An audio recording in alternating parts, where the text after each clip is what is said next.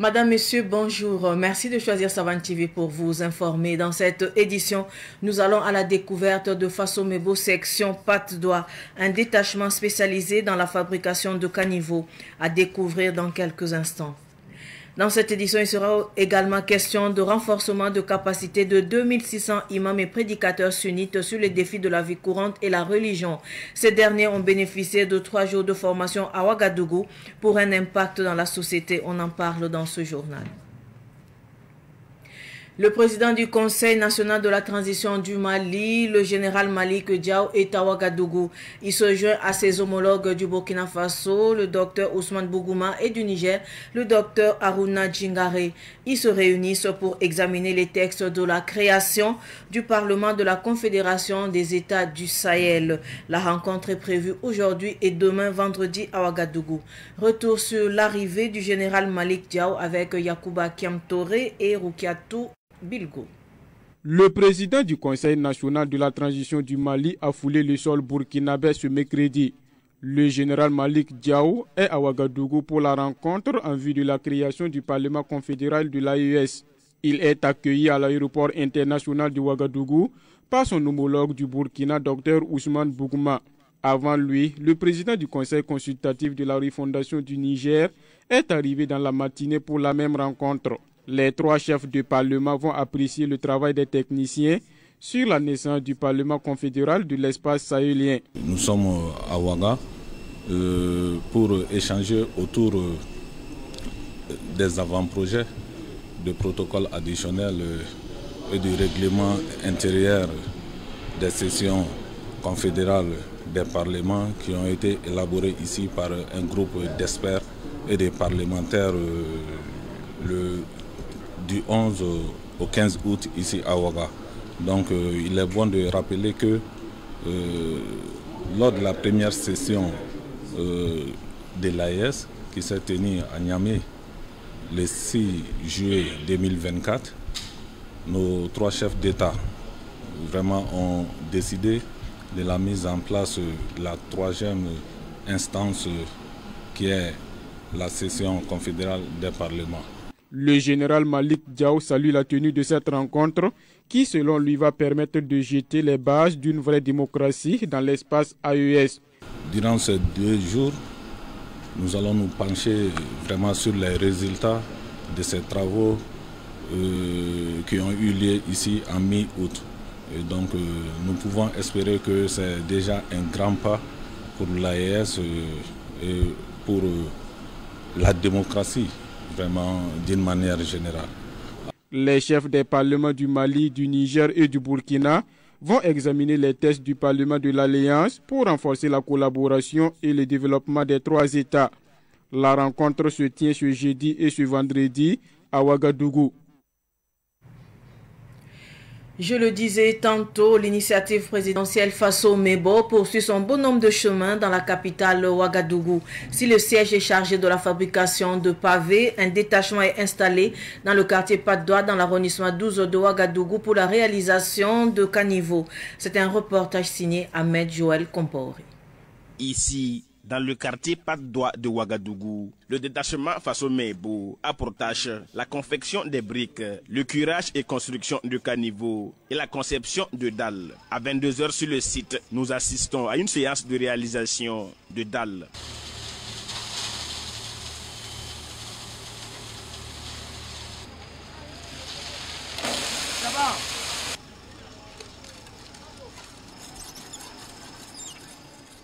Ces travaux sont menés par une équipe de jeunes il y a de cela 3 mois. Ici, le travail, vraiment, c'est pas facile, c'est très pénible, c'est dur, parce que tout ce qui est ici, là, c'est lourd. Nos briques pleines pèsent trop, nos dalles également. Les travaux physiques que nous faisons ici. Nous sommes là presque 3 mois. Il y a des volontaires parmi moi. Le système que nous avons appliqué pour pouvoir construire nos caniveaux, c'est le système Thomas Sankara depuis 1984. Il en a réalisé à Djibo, et jusqu'à l'heure actuelle, ça existe. Donc nous avons utilisé ça parce que c'est l'initiative du camarade capitaine Ibrahim Traoré qui a aussi pensé à l'image de son prédécesseur, le capitaine Isidore. Alors en appliquant ça, et nous sommes là juste pour accompagner notre président dans sa vision. Le superviseur général salue l'engagement de ces jeunes déterminés et qui ont pour principal objectif de rejoindre les rangs de l'armée pour poursuivre leur engagement à défendre la nation. Depuis leur arrivée ici, en réalité, je suis très fier d'eux.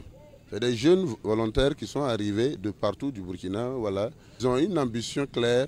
Ils pensent qu'étant à Faso Mebo, au moins le président du Faso sera encore plus regardant pour pouvoir les insérer dans les rangs. Leur ambition première, c'est de devenir militaire. Et c'est pour ça qu'ils sont là.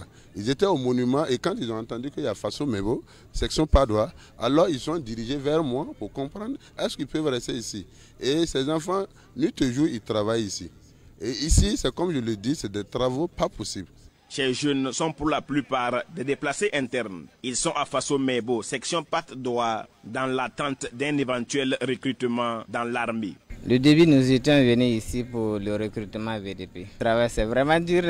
Depuis le matin jusqu'à l'heure, là, on est là et ce n'est pas encore terminé. Mon désir de porter sur la tenue militaire, moi qui suis présentement devant vous, je suis un déplacé interne.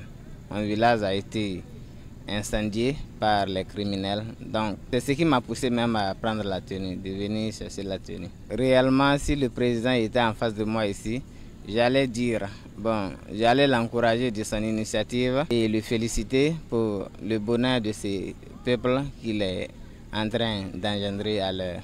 Pour les riverains, Faso Mebo, section Pat Doa, dans leur quartier, est très louable. C'est une épine, une grosse épine de moins à nos pieds. Parce que d'abord, le Faso Mebo est en train de faire le goudron. Il va bitumer 3 voies dans le quartier, faire des caniveaux. Ils ont réparé même des caniveaux en train de dégradation. Et vraiment, on est très très satisfait. Merci au président du Faso, grâce à son initiative, que Faso Mebo a vu le jour. Et vraiment, je remercie aussi très sincèrement les acteurs du Faso Mebo, les responsables de Faso Mebo. On leur donne nos bénédictions. Faso Mebo, section Pat Doa, mobilise plus de 180 jeunes venus de plusieurs localités du Burkina Faso. À ce jour, ce détachement travaille d'arrache-pied et a déjà fait couler plus de 140 tonnes de ciment dans le cadre de ses travaux. L'artiste musicien burkinabé résident à Bobo Dioulasso, Moussa Ouedraogo et ses fans offrent 7 tonnes de ciment à l'initiative présidentielle Faso Mebo. Ce geste qui répond à l'appel du chef de l'État a eu lieu lundi dernier à Ouagadougou. Le compte rendu de Madinatou Ouedraogo. L'artiste musicien Moussa Ouedraogo ainsi que ses fans s'invitent dans l'élan patriotique initié par les autorités. Ils ont mobilisé 7 tonnes de ciment au profit de l'initiative présidentielle Faso Mebo. Cette initiative patriotique répond à l'appel du président du Faso, selon les donateurs. C'est pour encourager l'initiative Faso Mebo du président. Parce que l'artiste Moussa Ouedraogo, dès l'arrivée du pouvoir, il a chanté une musique pour l'encourager, pour motiver tous les FDS, les VDP et les DONS. Motiver toute la population du Burkina Faso à œuvrer dans le sens de l'émergence du Faso Mebo. La cérémonie de ce don de 7 tonnes de ciment à l'initiative Faso Mebo de l'artiste Moussa Ouedraogo et de ses fans s'est achevée par une prestation d'un titre rendant hommage au président du Faso, le capitaine Ibrahim Traoré.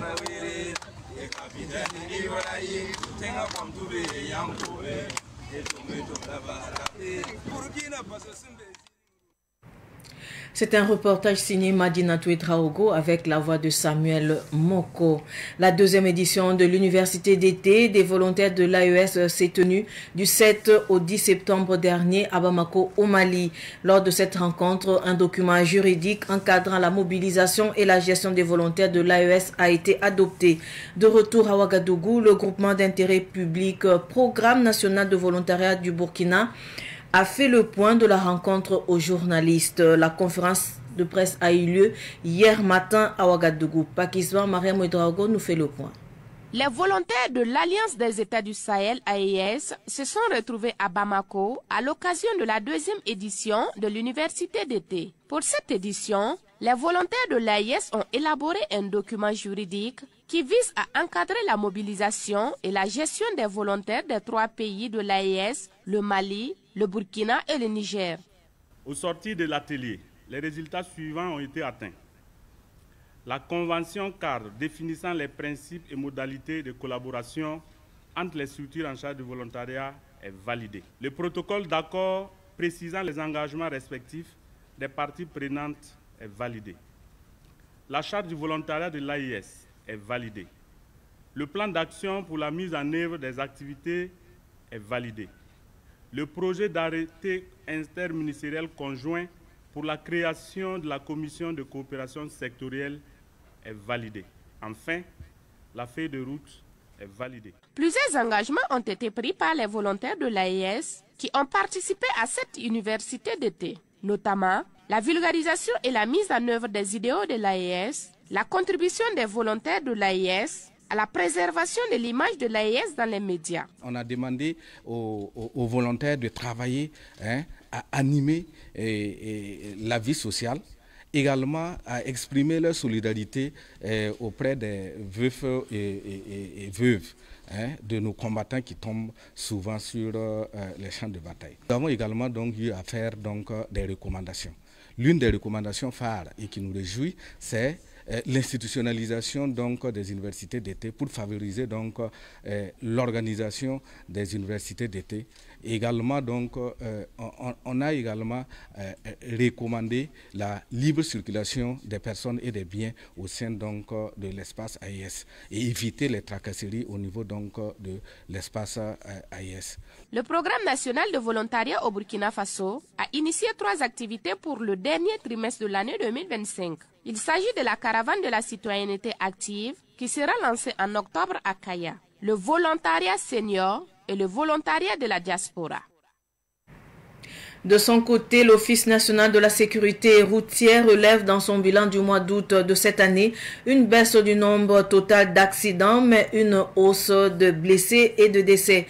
À la suite de ce constat, nous revenons sur la réaction de l'association Zéro Goutte de Sang après le bilan de juillet 2025 qui avait déjà mis en lumière la recrudescence des accidents et invité le gouvernement à prendre des mesures répressives. Germaine Faram. L'association Zéro Goutte de Sang dit ne pas être surprise du bilan des accidents au Burkina Faso qui fait état de plus de 1800 cas d'accidents pour le seul mois de juillet dernier. Selon son président, cette persistance des accidents routiers est liée à une difficile prise de conscience des dangers routiers malgré les multiples actions de sensibilisation. Il faut dire que ça ne nous surprend pas parce que les Burkinabés, j'allais dire les populations burkinabées, banalisent assez les accidents de la circulation routière et ce qui s'ensuit, comme les dégâts matériels ou les dégâts humains.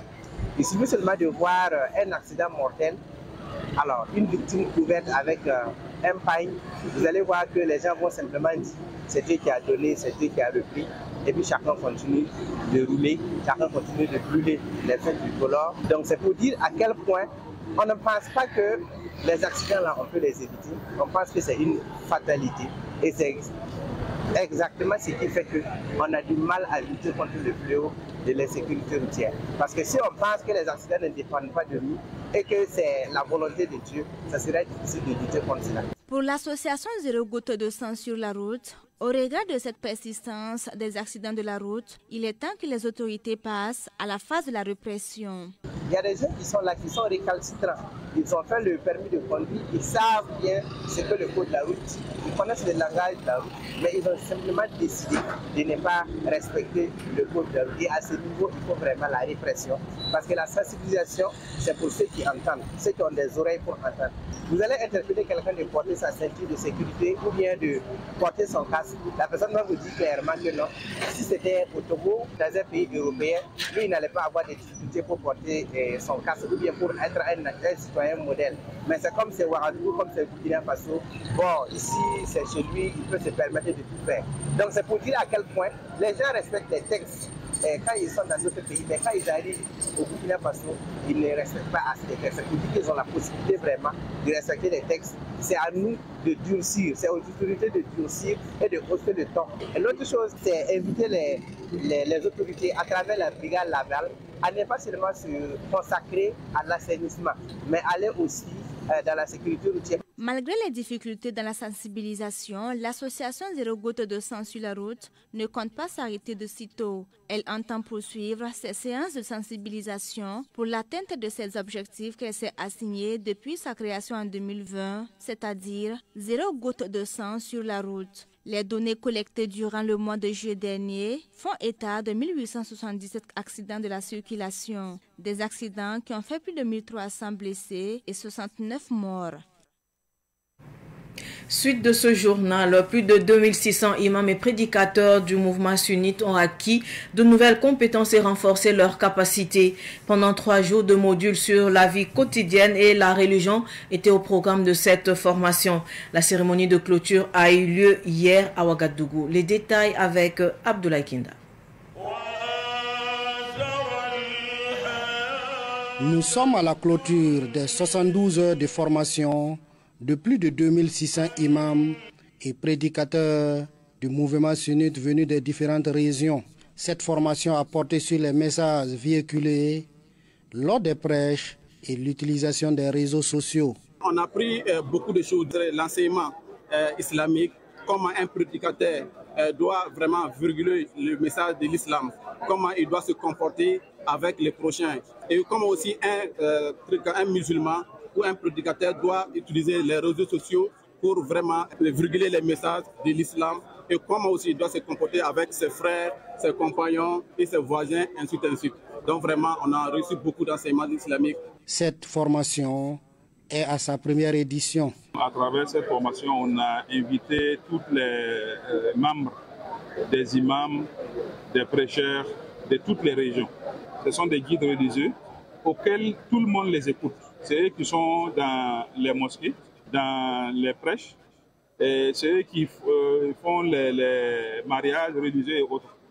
Donc nous pensons que cette formation-là va les aider à passer de bons messages, à savoir même les cohésions sociales, donner de bonnes prêches aussi. Comment prêcher dans les réseaux sociaux et autres. Le ministre de la Sécurité, parrain de la cérémonie, a invité les imams et les prédicateurs à être des vecteurs de paix comme le veut l'islam. Je suis convaincu que les connaissances que vous avez acquises ici vous seront précieuses dans votre parcours de prêcheur professionnel au bénéfice des fidèles musulmans. Je vous exhorte donc à être des vecteurs de paix et de vivre ensemble. Soyez le reflet de l'islam vrai, celui de l'amour du prochain. Mettez en pratique ce que vous avez appris. N'oubliez pas que la formation ne s'arrête jamais. Elle est un processus continu qui nous permet de grandir et de nous améliorer chaque jour que Dieu fait. Continuez donc à approfondir vos connaissances et partager avec votre entourage. Ensemble, je vous souhaite à tous plein succès dans votre activité future. Le thème retenu pour la formation des imams et prédicateurs du mouvement sunnite est le rôle des prédicateurs qualifiés dans la réforme de la société. Hors de nos frontières en Côte d'Ivoire, la compagnie Abdoul Transport a une nouvelle gare. Celle-ci est située à Abidjan, dans la commune de Koumassi. L'ouverture officielle s'est tenue jeudi dernier à Abidjan. Cette gare vient compléter à 4 le nombre de gares que possède la compagnie à Abidjan pour desservir les villes de l'intérieur. Le point avec notre correspondant à Abidjan, Boukari Zongo. C'était le jeudi 11 septembre 2025 que la direction de la compagnie de transport CA Trans a ouvert officiellement sa nouvelle gare d'Abidjan-Koumassi. Cette gare est l'une des plus importantes car elle va permettre à la compagnie de desservir les villes de l'intérieur et l'international, en particulier le Burkina Faso. C'est l'œuvre d'une doléance des clients d'Abidjan Sud, a dit le directeur général adjoint de CA Trans. La politique, il faut dire que nous sommes sollicités. Il faut dire qu'on a des parasites qui nous ont recommandé au niveau de Koumassi. À tout moment, c'est des recommandations. Donc, il est important qu'on s'installe au niveau de Koumassi pour pouvoir aussi faciliter la tâche à ceux qui sont dans la commune de Koumassi, et Port-Boué et Marcory. Les infrastructures à l'international étant en phase de finition, le directeur marketing rassure les populations pour l'ouverture prochaine de la ligne de Bouaké et de Burkina Faso. Grâce à une équipe dynamique qui travaille et avec un système implanté par le directeur général, le docteur Abdou Wahab, et la clientèle qui nous fait confiance. Nous sommes arrivés à ce résultat. Et très bientôt, nous allons ouvrir la ligne de l'international. Nous avons deux gars, une gare à Bobo Dioulasso, une gare à Ouaga. Donc nous mettons dans la tête de nos clients que bientôt l'international sera ouvert. Et aussi la ligne de Ouaga qui suit aussi également. Les passagers connaissant les qualités du service de l'entreprise ont saisi cette occasion du lancement des tout premiers départs à partir de la nouvelle gare de CA Trans Koumassi pour destination San Pedro et Gagnoa. J'ai vu la pub sur Facebook et je suis rentré dans les commentaires, j'ai vu qu'il y avait de bons commentaires, voilà pourquoi je suis venu aujourd'hui. Pour essayer, pour voir si c'était vraiment réel. Bon, les personnes sont très accueillantes. On a eu un petit déjeuner, je crois, tout à l'heure. Je pense que tout va bien se passer afin qu'on arrive à bon port. L'accueil est parfait, il n'y a pas de souci. Le cas est propre, les gens sont bien propres et bon, c'est bon. Moi, c'est ma zone. Moi-même, je venais faire une réservation hier et puis j'ai vu les jeunes dames là avec des t-shirts. C'est à trans. Je dis, ah bon, ils sont ici, il n'y a pas de souci, donc je vais là-bas. Puisque j'ai l'habitude de prendre ça, mais quand je vais prendre, je dois d'abord à Djamé pour prendre ça. Donc hier, je venais là et puis j'ai vu, en même temps, j'ai demandé, je suis arrivé ici, j'ai pris les renseignements avec le chef de gare. Il m'a dit que je pourrais venir aujourd'hui. Comme ça, je suis arrivé et puis j'ai fait ma réservation. La compagnie CA Trans, avec son système d'innovation très avancé et sa politique de proximité, compte s'installer sur tout l'étendue du territoire ivoirien et dans la sous-région. Ainsi s'achève cette édition d'information. Merci de rester fidèle au programme de Savane TV. Au revoir.